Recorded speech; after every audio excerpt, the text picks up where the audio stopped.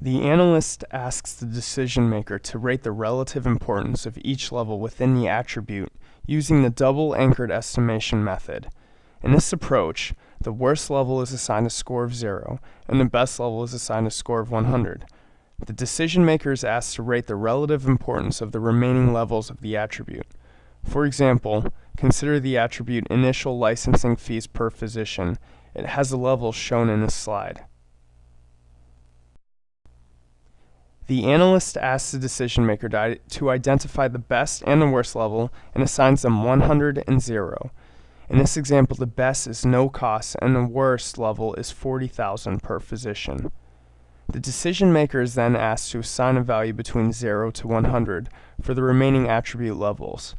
If the decision maker refuses to assign a 0 to the worst level, typically arguing that nothing should be given a rating of 0, then the decision maker is allowed to assign the lowest value to the worst level.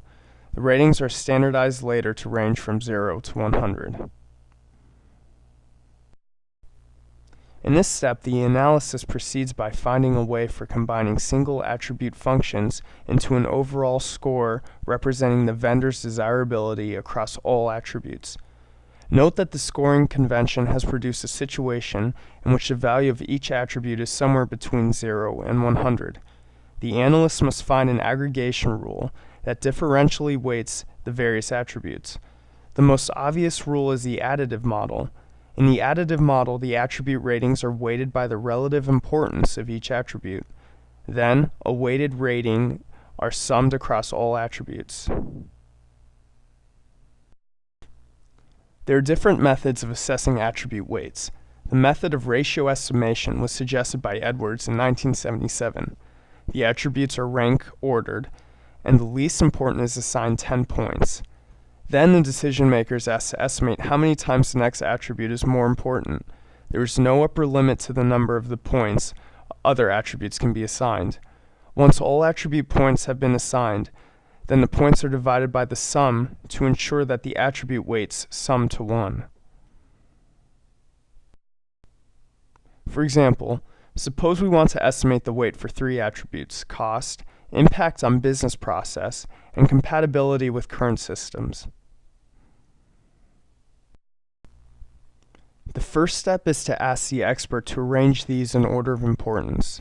Suppose the decision maker chooses that impact on the business process is most important, followed by cost, and the least important is compatibility with current systems. The least important attribute is assigned the value of 10, and the decision maker is asked to specify the value of the next attribute, which is cost. Suppose the decision maker says that cost is 3 times more important, in which case cost is assigned a value of 30.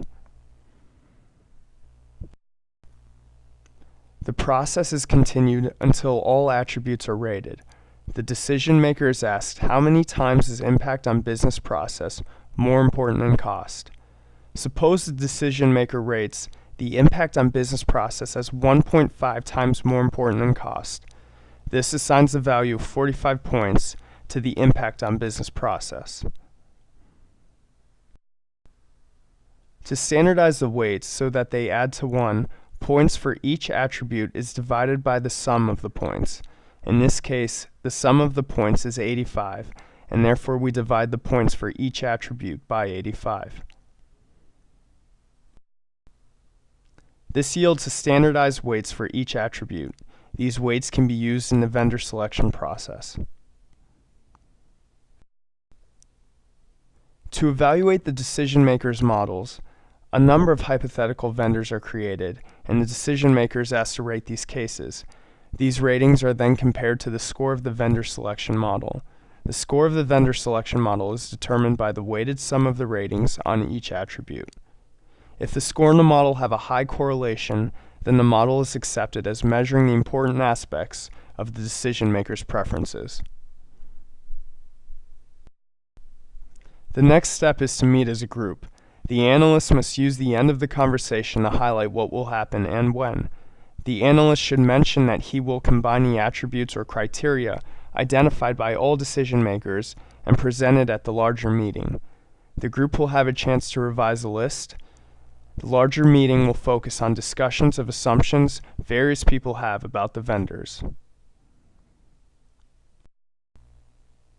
The purpose of one-on-one interview is to solicit the preferences of the decision maker prior to the larger meeting.